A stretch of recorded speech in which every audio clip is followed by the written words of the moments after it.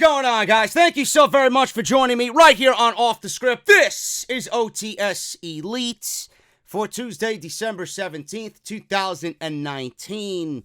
We got a big week of AEW and NXT content. On Wednesday, this is the only place you guys can get AEW content outside of Dynamite, news and rumors during the week right here on Off the Script. Wednesday is the last show for both Dynamite and NXT. Now, on Monday afternoon, WWE actually tweeted out that Adam Cole will be defending the NXT Championship against Finn Balor in the opening match of the show. Hey, I don't like that. I don't really like that. That's the most important piece of hardware that you have in NXT, and they're putting it on in the beginning of the show. I'm not a really big fan of that, which makes me think two things. One, the AEW effect. And two, Rhea Ripley is going to close the year out as the new NXT Women's Champion. She's going to defeat Shayna Baszler with the Riptide, and that's going to be that. So that's what I'm thinking there. They want to save Rhea Ripley, and everything that they put into building her up, they want everybody to see her as the final lasting image of NXT in 2019. And beating Shayna Baszler is going to be a big deal because Shayna Baszler has been booked as a dominant champion on NXT TV. The AEW effect is real. If you don't think so, you're a fool. You're a fool. Now, I know NXT did that. Adam Cole, Finn Balor, NXT title to open the show. Commercial free. Commercial free.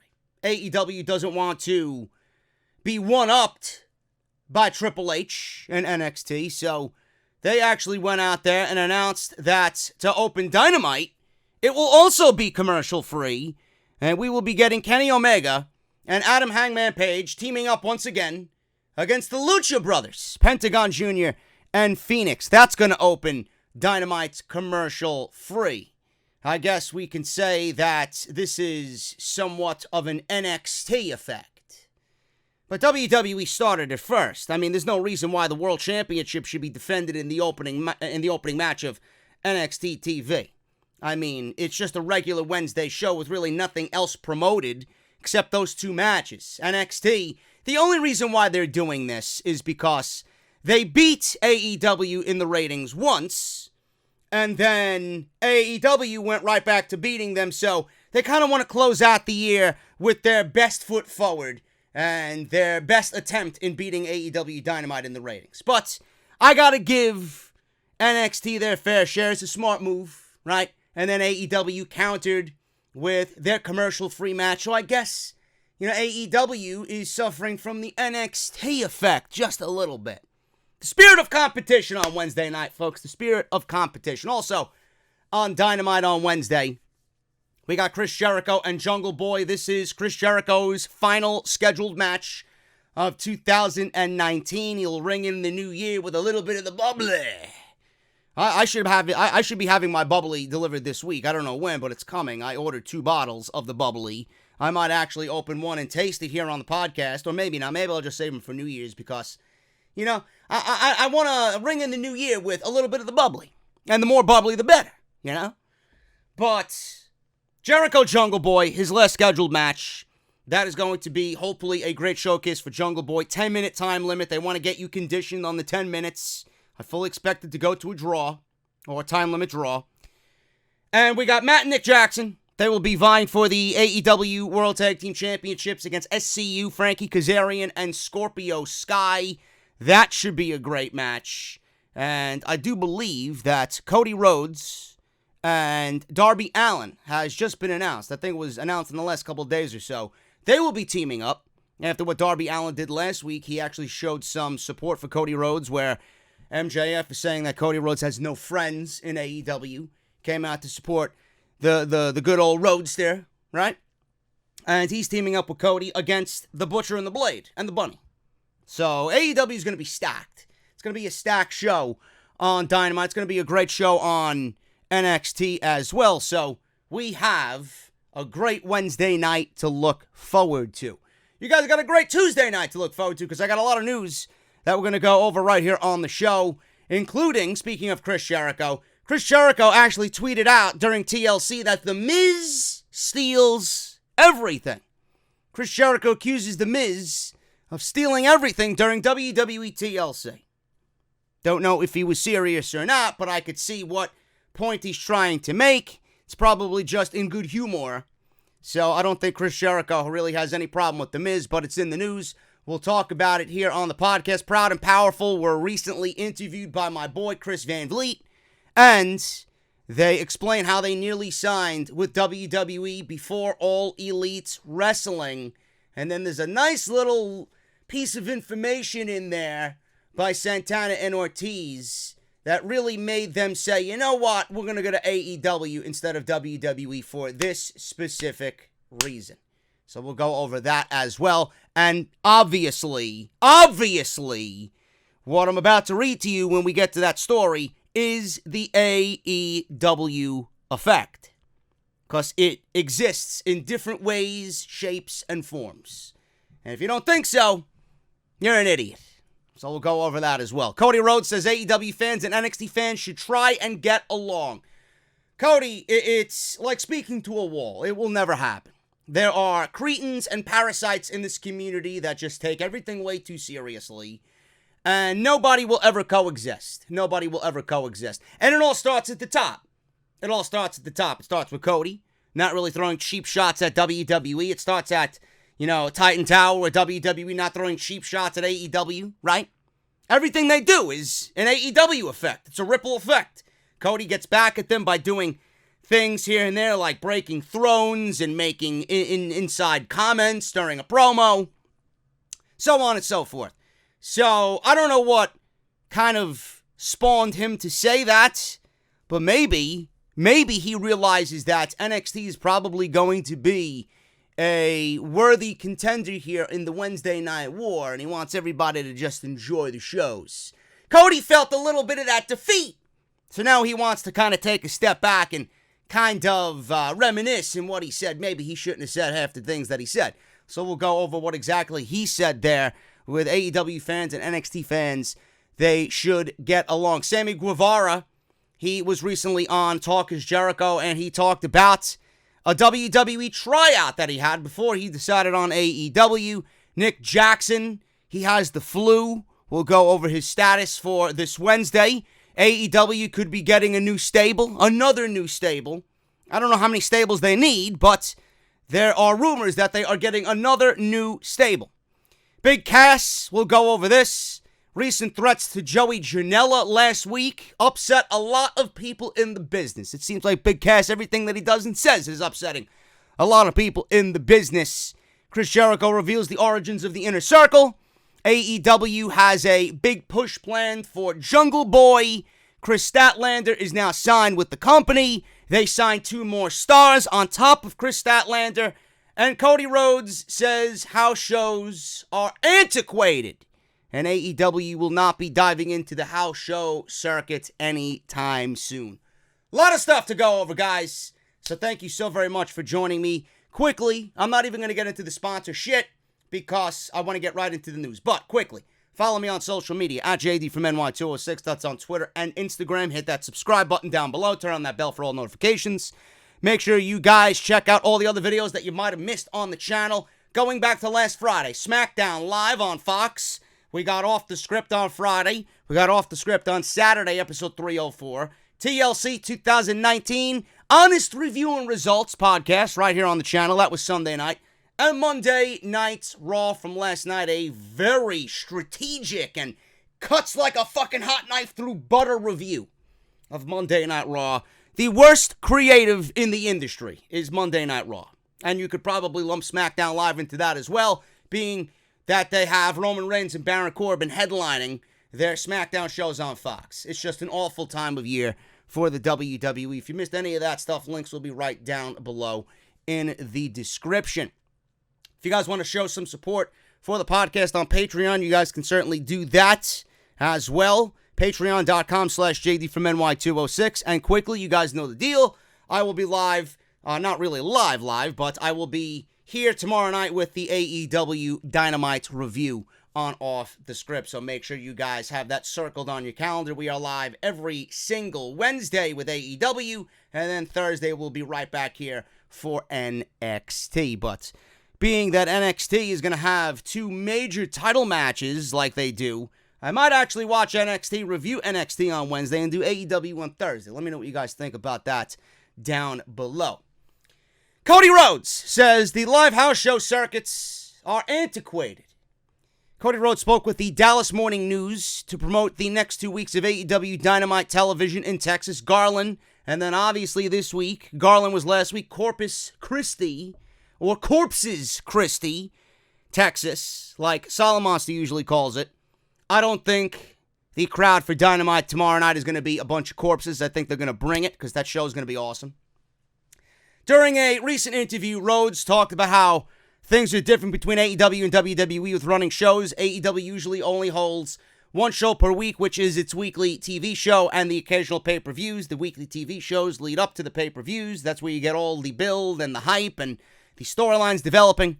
On the flip side, WWE runs a few live events each week along with their weekly television shows, Raw and SmackDown, as well as their monthly pay-per-view events, which is nothing more than overexposure at this point. People are tired of WWE program because there's just too much of it. Rhodes wants fans to focus primarily on Dynamite and also brought up how wrestlers in AEW can benefit from much reduced schedules. He says, and I quote, "Some people are free to do independent shows on weekends where they can keep their reps in or get their reps in. Some other people don't need reps, like my brother Dustin, formerly Goldust in WWE. He's had 20 years of reps. He's TV ready, always as kind of a proven commodity, you know, and by last week being in there with the Young Bucks and Santana and Ortiz, I think it's the way that it should be. I think the model of the live event system, and I'm not going to try and knock anybody, is antiquated. The last few years I was with WWE, those house shows and live events and, you know, the shows that were not TV, they were pretty good. They were, you know, there were a couple of thousand, but they weren't the same as big TV shows and big TV spectacles. It seems like you're putting less of an emphasis on your show when you spread yourself out like that. So I think everything is about Dynamite. To follow AEW, you've got to watch Dynamite. Dynamite's our only show, 4 pay-per-views a year, and everything else that exists outside of that is shoulder content. It's stuff you can watch if you want to, and if not, tune into Dynamite and be caught up right away. You know, I don't really think AEW, with the mindset that they have right now, being that they are just a year in as a young promotion, I don't think going to the house show circuit is really all that important. I figure that if they develop a fan base for themselves and they get out there and they show everybody what they're made of and they have several years of content under their belt and several years of good reputation built up with the fan base, then you can probably go out there and talk about putting on a house show, a couple of house shows every week. You know, I don't think they're really in the whole house show circuit right now with what they have going on right now. It's not going to benefit them in any way. And if they're only drawing 4,000 or 5,000 people for Dynamite, it's obviously going to be a lot less for a regular house show. Nobody wants to fucking sit there in front of 700-800 people at a house show. And then at that point, they already got AEW Dark, they got Dynamite, right? They don't want to overexpose the fans to their product, because when you start overexposing the fans, then people are going to get tired of it and they're not going to be interested in anything else that you got to do. Where Dynamite is the most important thing they got right now to build towards the pay-per-views, those fans might not be into Dynamite as much anymore. You don't want to go the way of WWE because right now fans are feeling the overexposure. The fans are feeling tired and just beaten down with how much content there is. AEW's doing it right. They don't need to do the live house show circuit. If they want to do that, give it a couple of years and let them get themselves situated. Now, not everybody is going to be able to go out there and be free to do independent work. You know, not everybody's going to be able to do that. They're going to lock their top guys in and they're going to be exclusive to AEW only. They're going to work Dynamite. They're going to work the pay-per-views. They're going to possibly work AEW Dark. Seems like everybody's worked AEW Dark from one point or another. You know, Omega's worked AEW Dark. I don't think Moxley's worked AEW Dark. A lot of the rosters worked AEW Dark. So with the independent shows and being able to do that and be free, there are guys like Omega who are exclusive to AEW, Moxley who is exclusive to AEW, Jericho who's exclusive to AEW. Yeah, they got commitments in New Japan, but I don't think that really is anything to be, stressing out about. They had those commitments lined up. Jericho had those commitments already, well before anything happened with AEW. Moxley, they didn't have TV yet. He wanted to go out there, and after leaving WWE, he wanted to wipe off whatever ring rust there was. He wanted to do that. He left the WWE. He was confined for 6 years. He's always had a desire to go work Japan. He went and worked Japan. Juice Robinson, and he won the United States Championship. Now, with guys like that, you got to give them certain limitations. You can't have them go out there and work these minor independent shows and then risk getting hurt, and then your storylines and your TV shows and your pay-per-views are fucked because he got hurt on someone else's watch. AEW doesn't want that. They don't need that. So with New Japan, it was a thing Moxley wanted to do. Jericho, he had things lined up that he's already had planned, so obviously they're going to allow him to do that. Omega, I'm sure, is able to go work New Japan if he wants. I'm sure New Japan would love to have him. Guys like Private Party and the Lucha Brothers, their independent dates have withered down to maybe 1 or 2 a month. Because the way the Lucha Brothers were working, if they were still working the independent circuit like they were before AEW got started, I don't think they'd be able to fucking walk the way that they killed themselves. So there is certain limitations on guys. The smaller guys probably could go out there and make their money. They're not really making that much money on the AEW roster. I can't see them making that much money. So to make ends meet, they go out there, they make some extra money on the side, they live comfortably, and they get their shit in.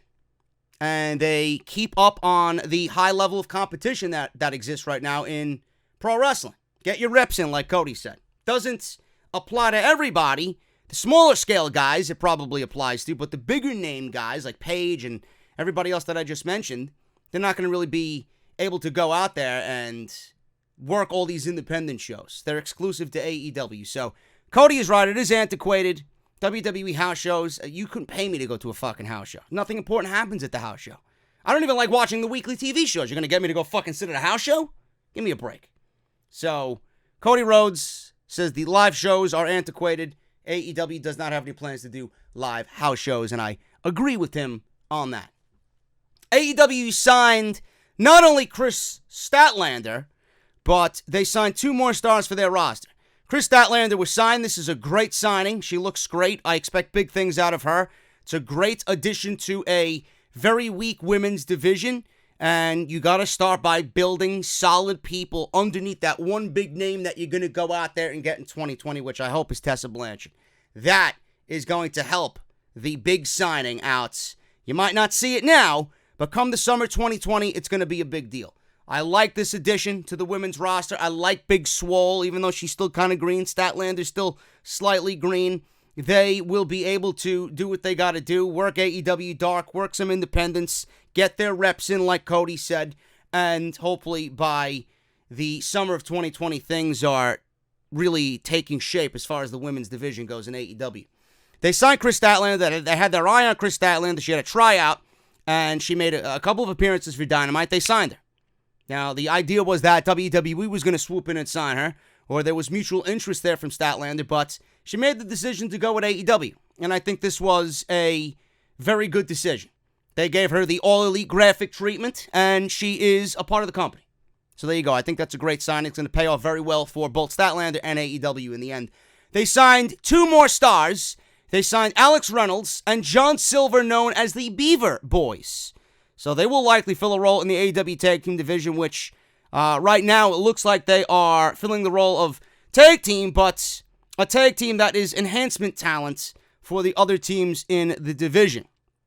Now, the Dark Order seem to be recruiting the Beaver Boys. At least Reynolds is receiving some very cryptic messages that he needs to join the Dark Order. As you guys seen on Dynamite, he was sitting in his hotel room, he was watching TV, the Dark Order vignette came onto the hotel TV, and then we got John Silver walking on in and asking Reynolds who he's talking to. So it was just one of those situations where they might be paired with the Dark Order, so we'll see what happens there. AEW has a loaded roster, and Cody still says there are more to come as far as roster additions that you do not know of yet. So we'll see what happens with AEW adding more to their roster in 2020. Jungle Boy. AEW has had a push for Jungle Boy planned for a little while now. Dave Meltzer notes that AEW's plan to push Jungle Boy has been in place since the very first Casino Battle Royale. They didn't want to rush anything, but this match against Chris Jericho could be the start of something pretty special for Jungle Jack Perry.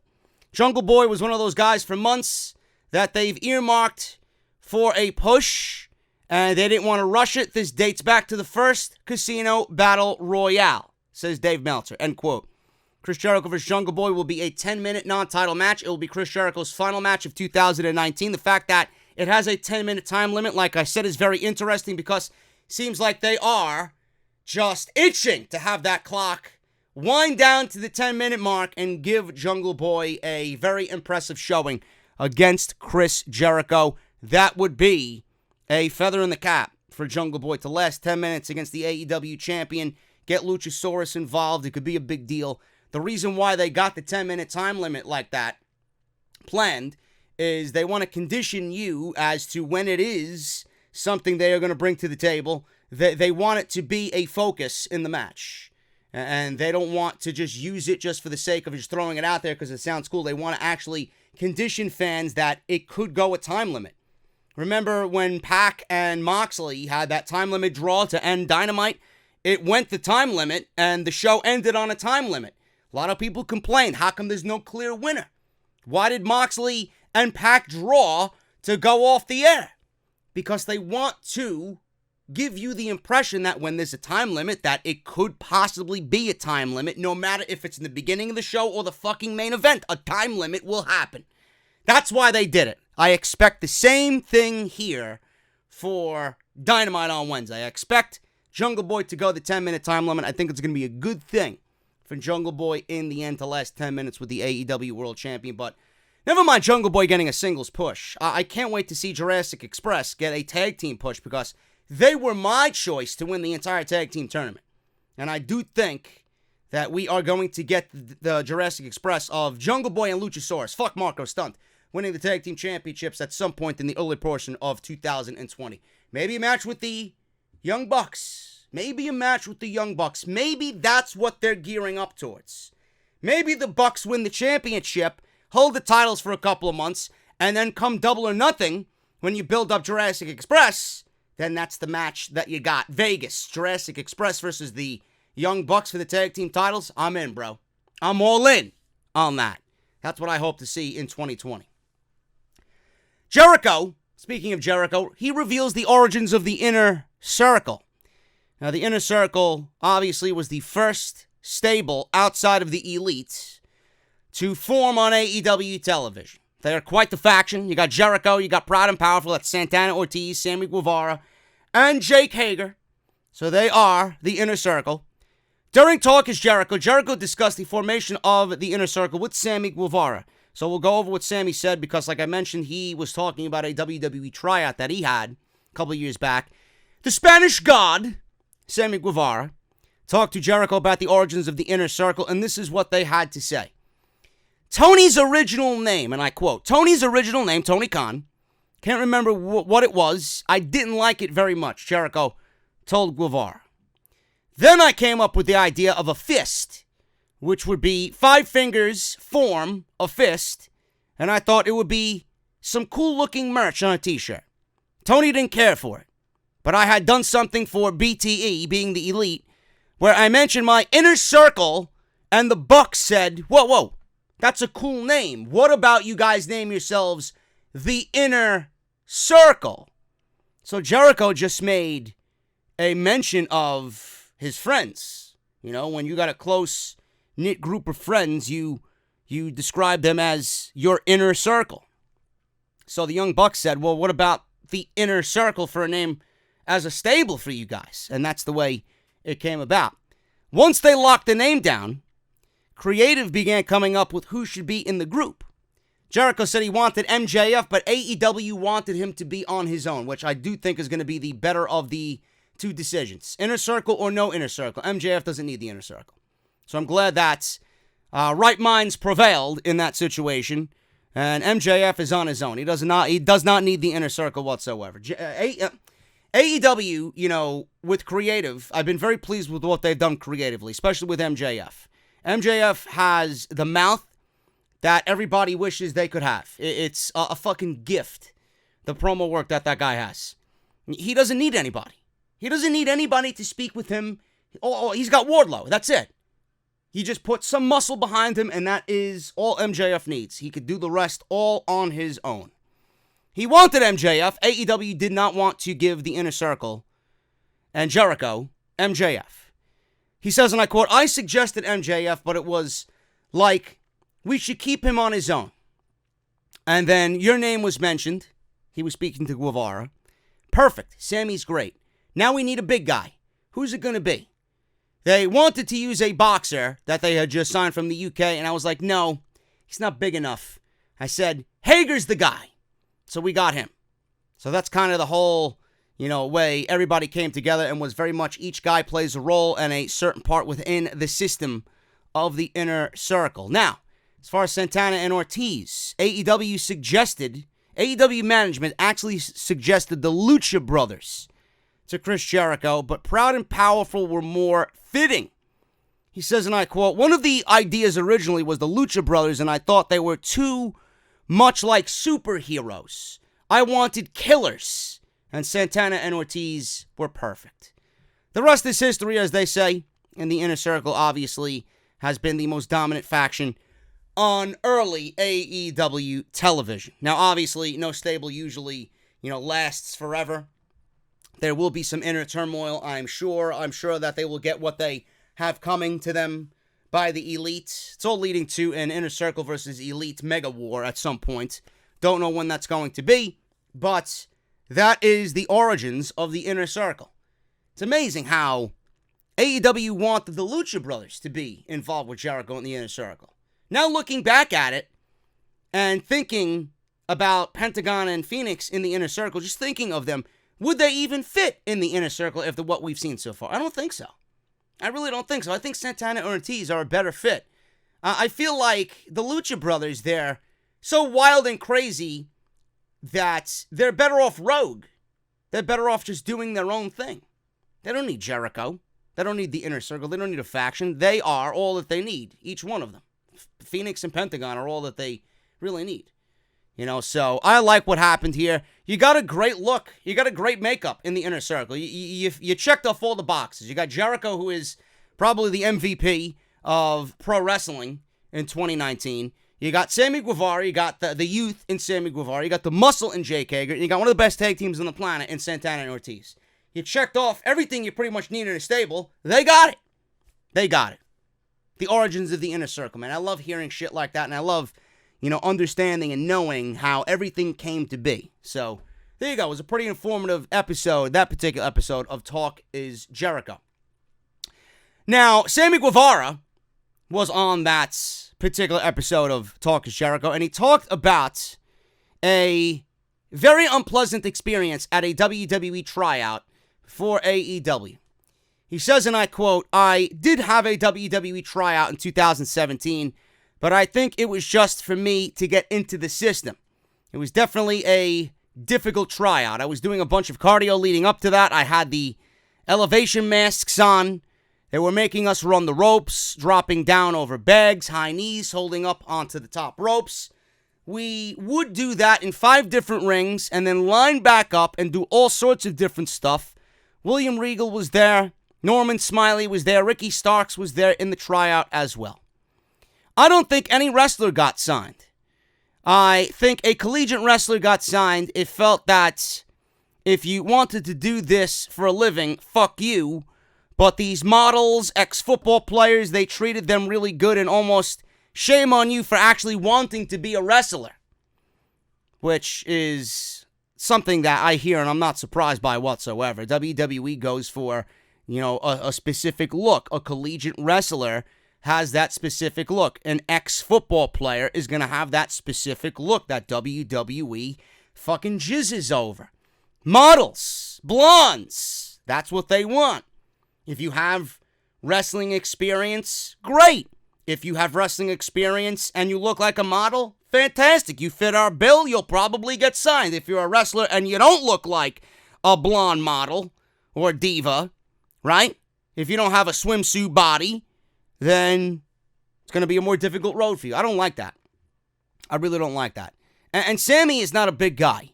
Sammy Guevara is not a big guy. He's as talented as I'm sure anybody is in that tryout. He's as talented as anybody that he tried out with, I'm sure. And he felt this way. He's like, fuck you if you want to be a pro wrestler. I came in here probably knowing more than anybody else in the class that I'm, trying out with, and I'm the one who is not being given a look at. It's a shame. So he says they treated those people, the wrestlers, the ex-collegiate wrestlers, the football players, and the models, they treated them really good, and fuck you for actually wanting to be a pro wrestler. Seemed like when the cameras were on, they really played it up. Felt like a whole gimmick to me because everyone was chill until the cameras were on, and suddenly they start drilling and yelling at you. I'm like, all right, I see what this is. It definitely opened my eyes up because I wouldn't want to be there. Maybe not ever, but certainly not now just because of the way that they treated me. Maybe it's different now, I don't know. But during that time, I saw that unless I was somebody, it's going to be absolute hell in there. End quote. Now, I'm sure that if Sammy Guevara had signed with the WWE, I don't think it would have ended up good for him. Where would they have put Sammy Guevara? What would they have done with Sammy Guevara? Nothing. Maybe a few spots on NXT TV, right? He'll have to work his way onto TV. He's not really somebody that anybody really knows. So for him to come where he was in AAA and then make the jump to WWE, being that he is as talented as he is, it was still going to be a struggle for him. And even if he did make it, what were they going to do with him? 205 Live, and that's it. He probably would have been put on 205 Live. He probably would have been wasted away.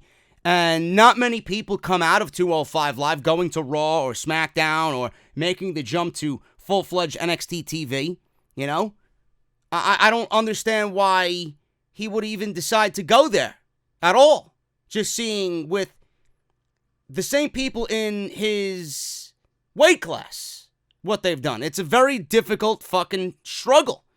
Look at those in his weight class and look at the wrestlers that are similar to him in WWE. What have they amounted to? You barely make it. You get some crumbs thrown at you, but you never really amount to anything. Everybody from 205 Live that made the jump to the main roster, what have they done with them? Nothing. We're seeing some push for Humberto Carrillo. But really, how long do you think that's going to last? Cedric Alexander, Buddy Murphy, Mustafa Ali, Chad Gable. They're all wasting their time. They're all just wasting away on the main roster. Sammy Guevara's ceiling would have been 205 Live, and that is it. He made the jump to AEW. Now, looking back at it, how fucking happy you think his decision is? How happy you think he is that he made the decision he made? 205 Live? Or standing next to Chris Jericho on AEW television? Who is the world champion? Aligned with the inner circle. Santana, Ortiz, Hager, Jericho. I mean, it's a no-brainer. He made the right decision. And this is going to make him more money in the end. If he does decide to go to WWE, if, I won't even bank on him going to WWE. As soon as he gets his feet wet in AEW and a few years go by, he hones his craft, he becomes a bigger name in pro wrestling, WWE is now going to look at him. He's not going to have to go through the tryout anymore. He's not going to have to go through those struggles anymore. He's not going to have to stand next to the collegiate player and the fucking model who are getting looked at over him, knowing he's better than everybody in that fucking tryout.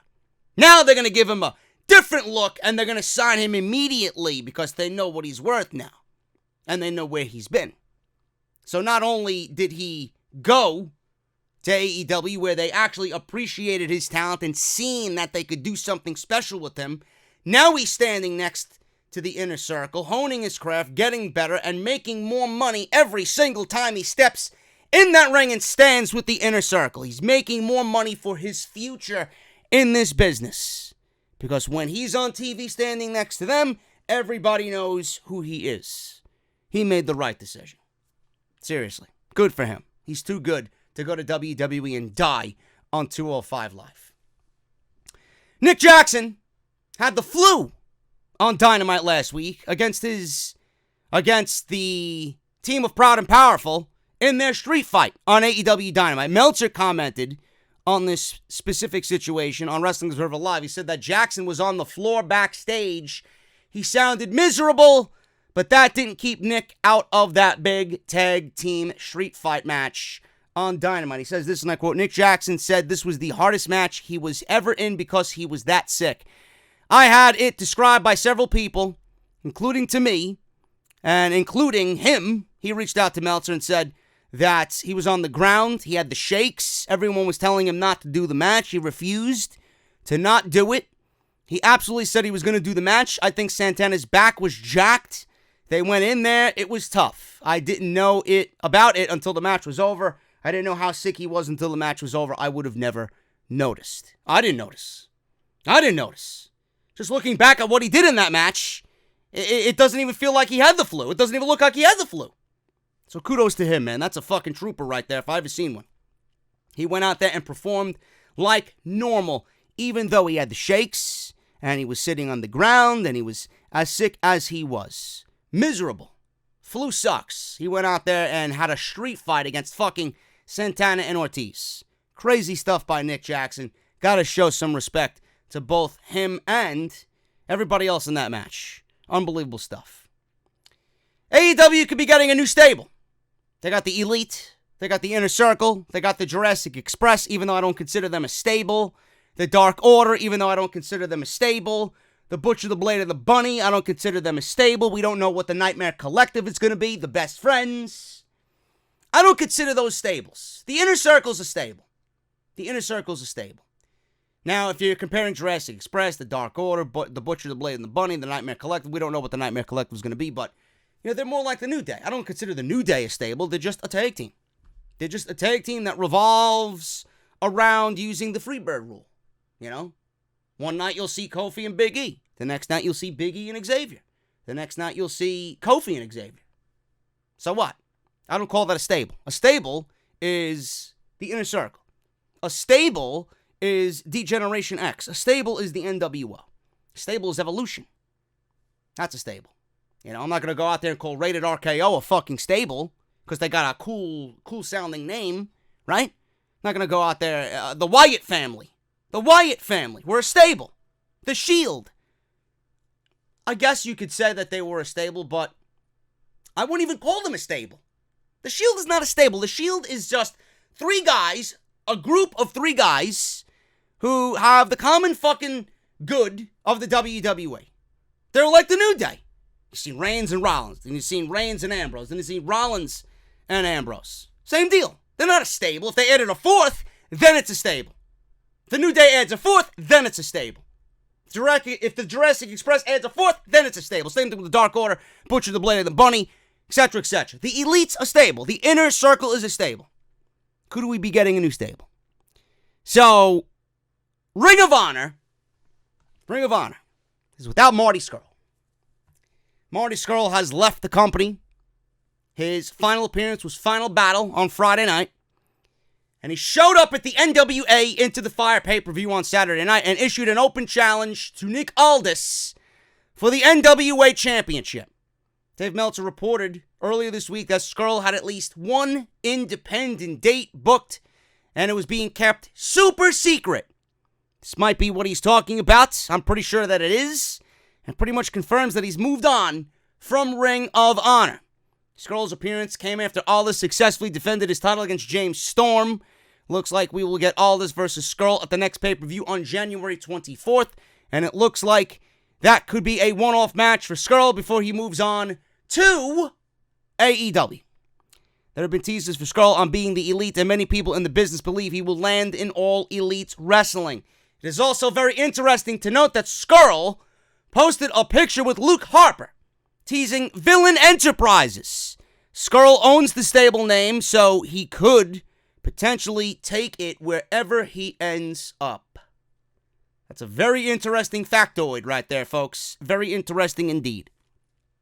Scurll posted a picture of himself with Luke Harper with the idea of them being the Villain Club. Scurll owns the rights to the Villain Club name. The indie group he's working with would not be allowed, generally speaking, if he signed a new Ring of Honor contract, but he'd probably be able to do it with a new AEW deal. Now, All Elite Wrestling is taking shape more and more every single week. We see stables, we see new people signing with the company. Now, will there be room for Villain Enterprises or the Villain Club? Because the Elite have already hinted that they're keeping space open for Scurll. I don't know what's going to happen. Now, a lot of people went out there on social media, oh, Marty Scurll signed with NWA. No, he didn't.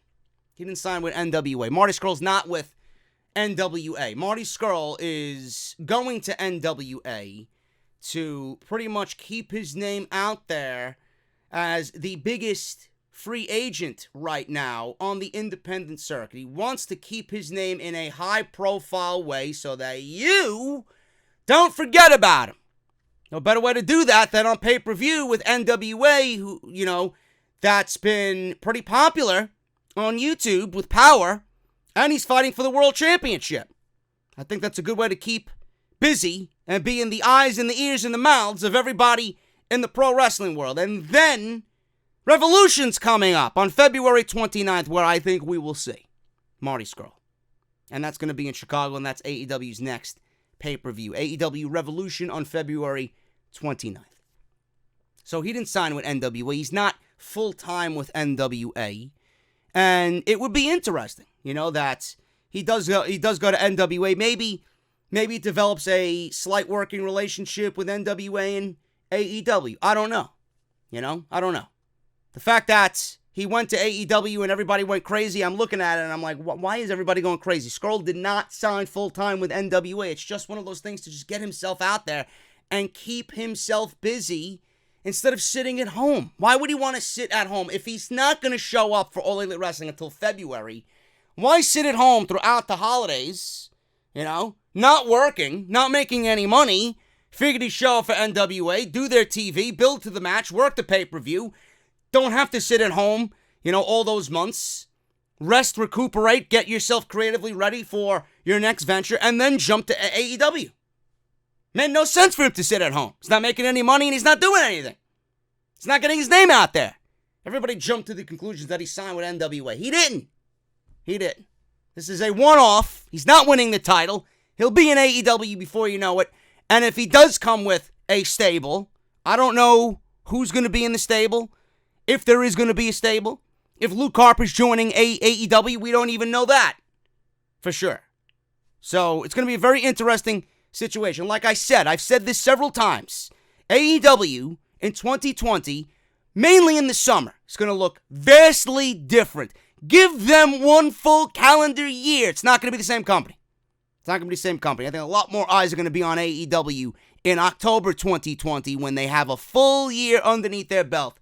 And they're going to look back at that year and they're going to see how far they came along and how much they've added and how much interest has been generated. How many more eyes are on the product now that they have 1 year under their belt. It's going to be a vastly different look to AEW. We could be getting Scurll in February. That's my prediction. Big Cass and the recent threat to Joey Janela upset a lot of people in the business. Now, if you don't know what's going on here, Big Cass made headlines recently when he sent a message to Joey Janela via Twitter that looked like a death threat. Cass quickly deleted the tweet, and then he claimed it was a work, you dumb marks. Joey Janela fired back at Big Cass after this tweet. It turns out that things might not be going as well as everybody thought. Fightful Select reports that several people in pro wrestling were unhappy with Big Cass and his antics when he had shot that death threat to Joey Janela. It was a bad look, especially since Joey Janela declined to press charges on Big Cass after the confrontation at a WrestlePro event. There were several in the wrestling business unhappy with Big Cass and his antics this week, or last week, after Joey Janela and others declined to press charges on him at the WrestlePro event earlier in the year. And regardless of what he says, it wasn't a work for Janela. Big Cass reportedly is in rehab, as he spoke about it on Talk is Jericho when discussing getting help to work on his issues. He had been progressing well, he said. Now it is coming to light that that episode of Talk is Jericho was actually taped in August. Has not aired yet. Or I think it might have aired, but, I mean, that's 6 months removed from when he sat down with Big Cass, Chris Jericho. So, I don't know what's going on here. Big Cass, he should be away from Twitter. He should be away from social media. He should be away from everything pro wrestling and getting his mind and body right. He got lucky. He did what he did. Don't know why he did what he did. If he was under the influence of alcohol, which I think was the case. Some narcotics maybe, which I do think was the case. Started shit at a WrestlePro event that was supposed to be a farewell to Pat Buck before he went to go produce with the WWE. Took a producer role with World Wrestling Entertainment. And he made it all about himself. His demons came out to play. He fucked himself over. Police were called. They detained him in the locker room. Threats were made. Nobody pressed charges on him.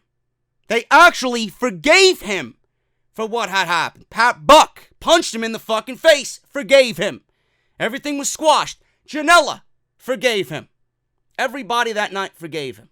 And now he comes back out on social media after he should be away from all this shit, getting himself right, sending death threats to Joey Janela. I have no idea what Joey Janela did or said to this guy to elicit a reaction like this. Doesn't make any sense to me. I just think the guy is fucking unhinged and he is mentally unstable. For real. He should be away from all this. Said he's fucking on social media sending threats to Joey Janela. For what reason? For what reason? Were you drinking again? Have you been going to get help and going to rehab, but you were on the bottle or the pill again? I don't get it. Nobody's going to want to do business with this guy. Ever.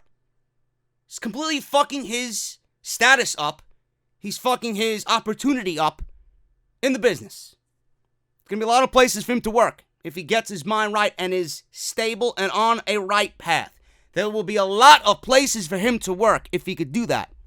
As of right now, I don't know who the fuck would touch Big Cass. Stay away from social media. Worry nothing about pro wrestling and get yourself right. Get yourself right. Everybody goes through shit. Everybody goes through a breakup. Everybody goes through a fucking termination. It's not going to be the end of the fucking world. He's too talented and too fucking impressive for a man his size to not find fucking work in the business. Stop it. Stop it. It's not the end of the world. Go get help. And everybody is there. They want to help you. All the people that you did wrong and all the people that, you know, are looking at you, they want to help you. They want you to be right. They want you to be a part of the community. But after what he did here, I don't know who the fuck's going to work with him, because you give him one shot, he fucks it up. You give him another opportunity, he fucks it up. Now he's on social media after he said he was going to go away for a little bit and get help, and now he's fucking it up again. 3 strikes. How many strikes is 3, 4, 5? Come on. Gotta do the right thing here. Nobody's going to want to work with this guy. Moving on here, man. Cody Rhodes says AEW fans and NXT fans should try and get along. Cody Rhodes was on Busted Open, Sirius Radio with Bully Ray and Dave LaGreca. He addressed the war between NXT and AEW fans online. Now, I know the war that apparently is more volatile on social media than it is between NXT and AEW. If you're a fan of AEW, the NXT fans fucking hate you. If you're a fan of NXT, the AEW fans fucking hate you. If you tweet on an AEW thread, right, you're going to have NXT fans in there shitting on AEW. If NXT has a thread, you're going to have AEW fans shitting on NXT for whatever fucking reason. I don't get it. Do you have anything else in your fucking life to preoccupy your time with? I mean, Jesus fucking Christ. Are you that fucking just petty? Is your life that worthless that you're on social media arguing with people that you don't even know about a fucking scripted sport on which show is better? Give me a fucking break. Seriously. Now, I know I talk about a scripted sport here on YouTube, but I am not, and nor will I ever, lower myself to those standards. I'll just fucking block you. If I think you have nothing to offer me as far as intelligence goes, or you come and call me a fucking asshole and I should get hit by a bus, blocked. All over my opinion of pro wrestling. Oh, cry me a river. Right, cry me a river. JD doesn't like the show. Fuck him. He's a terrible human being. Cody Rhodes was on Busted Open. He says this, and I quote, "If you look at everything that is happening with our fan base, and our fan base needs to make better efforts to get along." Now, that starts at the top. I can go ahead and say that a lot of things get screwed up when, it was me talking about WWE. If I was to be in a room with Triple H at this moment, I'd shake his hand and probably give him a hug. I've learned a lot from him, and he's on the absolute opposite side of the fence in the same role I am in with AEW, but has more experience with it. It's fun, but we can't eat our own. So why does he think fans might be so inclined to be just adversaries with one another? He says, and I quote, "There's a logic to both sides of this big, deep, divided argument, whether there's a little bit of fear from longtime WWE fans or a dislike of the bold personalities because we've done some really bold things like breaking of the throne or jabs like Jericho did in his promo. Shitty WWE creative. On the other side, there are defenders of AEW that are overly protective and sometimes are too generous to us. Obviously, we're going to slip and make mistakes too." So that's what he pretty much said. Cody recognizes their role in making the rivalry heated. He's done things. Jericho's done things. Jim Ross has said things on commentary. I think him and Excalibur recently mentioned something about the 50-plus demographic. They mentioned that in a passing comment, an indirect mark towards NXT on commentary. Things are being said. Then you got WWE on Fox, the Twitter account, WWE on Fox. They're making fun of AEW, right? No throwing in the towel here, or something along the lines. I forgot what context they were talking about, or what happened on WWE TV, but, they made fun of MJF throwing in the towel on Cody Rhodes and having Jericho beat Cody Rhodes because the towel was thrown in at the last pay-per-view. Shit like that.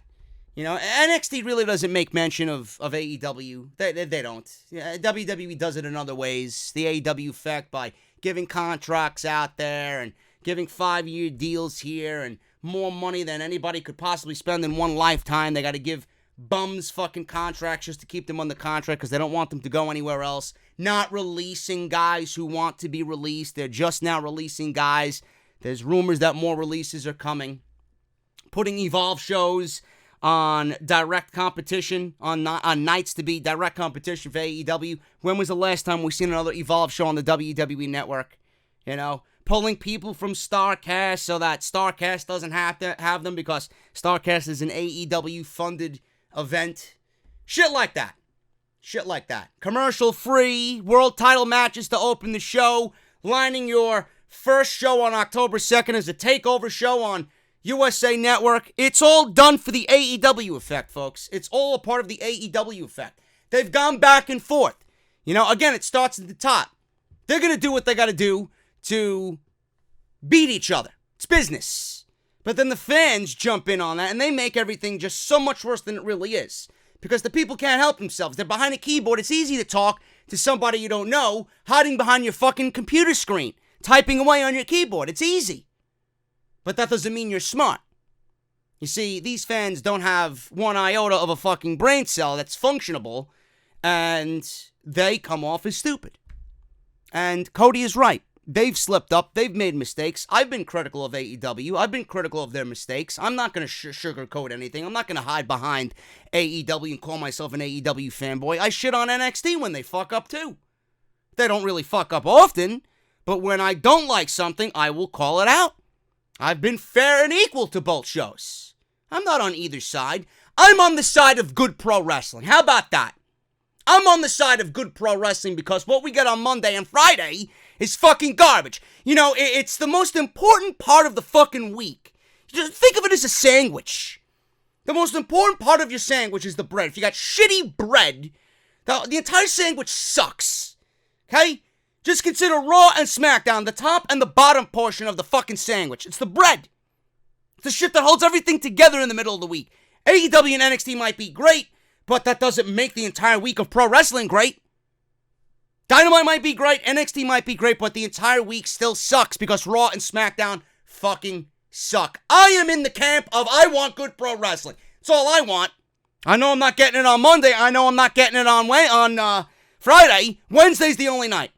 NXT is the best thing in North America. I don't give a shit what you say. I don't give a shit if you're an AEW elitist.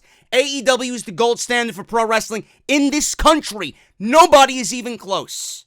Nobody. Not even Cody. He can certainly work his way there. I'm going to give him an opportunity to do so, but I don't think it's going to be done. NXT is too good. NXT is the promotion that if I was to run a promotion, it'd be NXT. Or a promotion like NXT. That's what you need. That's what NXT is to me. I love it. Everybody loves NXT. It's pro wrestling the way it should be. I want good pro wrestling. I'm in the camp of good pro wrestling. Starts at the top, though. Cody, hopefully he's matured. Hopefully he's now been in the middle of this competition and realized, you know what? I don't really care about this. I just want my show to do good. You know, early on it was nerves. Early on it was that competitive spirit. Early on it was him believing in his guys and his girls and his company and in Tony and his group of guys in his inner circle, quote unquote, right? And it was, they wanted to make a big splash. Now everybody knows what AEW is about. Now, whether he is kind of taking back what he did a little bit because he's kind of felt defeat from Triple H, and he now knows defeat is obviously something that is a reality now every single week. Maybe that's kind of lessened his stance from what it was 12 weeks ago. I don't know. But I do think it does start at the top. Cody's got to be a model guy like Triple H. You never see Triple H come out here and mention comments like that. Hardly ever. He'll throw someone out there. He'll throw someone a bone and mention something that I don't care what they're doing. I'm worried about NXT. NXT's my baby. I got to make sure everything's right in NXT. I don't give a shit what anybody else is doing. Cody's got to do the same thing. Cody should be using Triple H as a model for what he should be to AEW. And I do think everything that he's done so far with the Throne and the inside comments from Jericho and everybody else that's made inside comments, commercials that made inside comments about, you know, being better than NXT and this and that, that's just got to stop.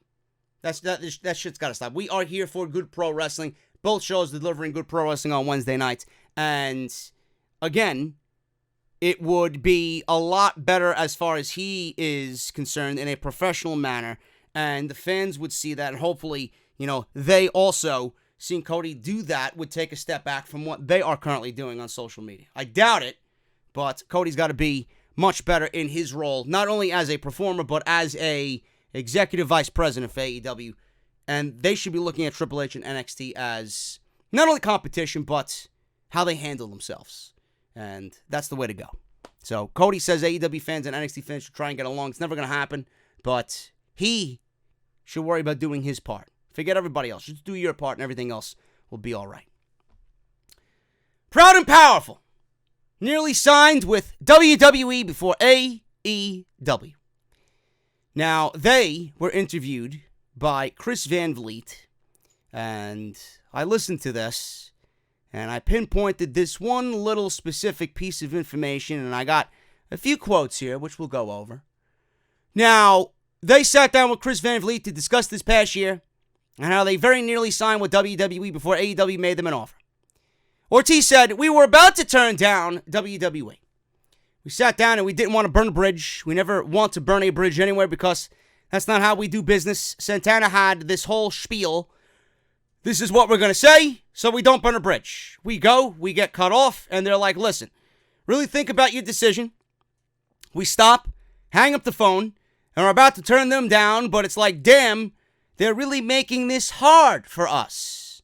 Santana then added that WWE pretty much offered them a blank check and claimed the promotion said pretty much they were like, write your own ticket and we'll make it happen. So he says that the WWE gave them a blank check, write whatever you want on the check, what you think you guys are worth, and we'll make it happen. So they said that they were in talks with a number of promotions before AEW was even created, and that the only reason they didn't sign with WWE or Ring of Honor was because of AEW. Before AEW was a thing, we were already in talks with WWE. We were either going to stay in Impact, we might go to WWE, we might go to Ring of Honor. In our head, we made a good amount of noise in Impact, but I feel like we needed to bring up our name a little bit more. We can go to WWE and cash it in now, but I feel like maybe we bring up our name value more and be wanted by them more. They were interested enough to offer us something, and we had people there pulling for us to come on in. And I'm sure that was Jeremy Borash. One of those people was definitely Jeremy Borash. But I feel like we would have got lost in the shuffle. When we first got the offer, it was like, we're not going to get into a bidding war with anyone. Then it was ultimately, all right, what do you want? So it was on the verge of a bidding war. And they said the only reason why it was the way it was with a bidding war, and they said it was only because of All Elite Wrestling. It wasn't Impact, it wasn't Ring of Honor. It was all because of All Elite Wrestling. Ortiz explained that ultimately the decision was whether they wanted to risk getting lost in the shuffle in WWE or perhaps be part of history by joining something new like AEW. Ortiz said this, and I quote, "Honestly, the ultimate decision was, do we want to be a part of something that's already established, or do we want to be a part of something new and make history? No matter what happens with AEW, we will always be a part of the first ever main event on the first ever television of AEW. Do we want to be a part of history or fade into black? Best case scenario, we're going to be small fish in a big ocean. There's so many people in WWE, it's going to be an uphill battle. Not saying we wouldn't be able to do it, but we could be a part of history and change. It's changing wrestling for the better. No matter what happens with AEW, it's changing wrestling for the better. And now you know why I respect them a lot more than I do a lot of people in this business. They wanted to make a difference. They wanted to be a part of history. And you know what? With the decision that they made, I'm sure they're making out like bandits. I'm sure they're being paid very nicely by AEW. But they made the right decision. They not only made history, they not only are a part of change, but in the long run, they're building their name, they're building their brand, they're getting their name out there, they're quickly becoming a top-tier act, if not already, in the business as far as tag team wrestling goes. By the end of this, they may be in the fucking League of the Young Bucks as one of the more influential teams in the last decade in pro wrestling. And they're going to make themselves more money. When their contracts are up, who's to say they don't re-sign with AEW for more money? Maybe they go somewhere else. Maybe they come back to House of Glory for all we know. Master P could offer them a bunch of money. Come back to House of Glory. We don't know, you know? Because that's where they're originally from. They go to WWE. WWE's giving them a blank check before they sign with AEW. The only reason why they offered them a blank check for whatever they wanted, will make it happen, was because of AEW. Now, if they do decide to go to AEW after their contracts are up, which I assume are like a two-year deal, maybe 3-year deal, if their contracts are up with AEW, they're going to be in for even more money in WWE. But again, you don't think they realized Santana and Ortiz are two smart guys when it comes to what they need to do for their business. Do you not think that Santana and Ortiz, and I know I would, if I would have asked them, if I was interviewing them, I would have asked them, would the decision to go to WWE, did that hinder your decision? Did the tag team division in WWE on Raw and SmackDown, and you see how they handle tag team wrestling on Raw and SmackDown, do you see how they handle the Latino superstars that they have over there? They don't really handle them, all that spectacular. And I don't mean that in a demeaning way at all. It's just fucking common knowledge. You watch and you don't really see people like that, ascend the heights on WWE TV. They're stereotyped by Vince. Vince is, known to be racist. Vince is known to be discriminatory. Not going to fucking sugarcoat anything, right? He pushes who he wants. He looks at a certain group of people and he gives them a small ceiling. That's all I'm trying to say. You don't think that Santana and Ortiz realized that if they went to WWE that the ceiling for them would be NXT only? Of course they knew. Of course they know. Why would they put themselves through that? Yeah, we're going to be making money, but, we could potentially be a lot more unhappy if we go to WWE. The money may be there. NXT may be great. We might use NXT as a foundation to build our name 10 times more so than with AEW, but what happens after NXT? What do we got? What do we got? Nothing. Because tag team wrestling ain't going nowhere on the main roster. So what do they got? That ceiling, it's never going to grow. It's never going to get higher for them. In AEW, it's going to get higher. And when they get to that point in their careers, maybe by that time, tag team wrestling will have changed. But right now, them going to AEW is the safest, most fucking beneficial way for them to go. And I'm glad that they did. And, again, you don't think the AEW effect is real. You heard it right out of the mouth of fucking Ortiz. The only reason why WWE gave them a blank check to write their own fucking contracts will make it happen, WWE said. That's what he said. The only reason why they did that was because of AEW. AEW effect. Right then and there. Santana and Ortiz were a part of the AEW effect with WWE. Finally, guys, it's not that big of a story, but it's in the news. We'll close with this one. Jericho accuses The Miz of stealing everything during WWE TLC. Jericho took to Twitter during Sunday's TLC pay-per-view and accused The Miz of being a thief. A fan tweeted about how it looked as if The Miz stole his jacket from Jericho. Jericho responded, said that's not the only thing the A-lister has ripped off. Jericho wrote, he stole everything else, so whatever.